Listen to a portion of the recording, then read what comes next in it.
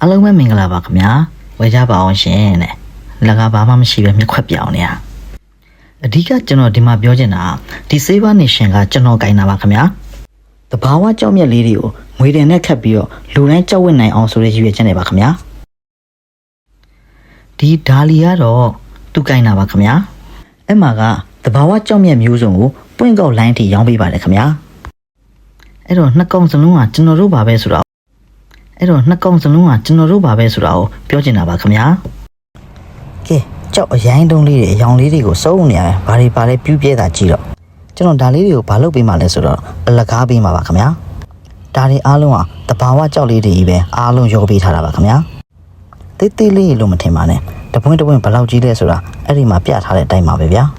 ဘလို့ပေးမှလဲဆိုတော့အဲ့ဒီအိတ်လေးတွေကိုအဲ့ဒီလက်နဲ့ချောင်းနဲ့ရားသလောက်အားရပါရစပယ်ရှယ်အကြီးကျယ်ပါသလောက်အတကုံနှိုက်လို့ရပါတယ်ခင်ဗျာ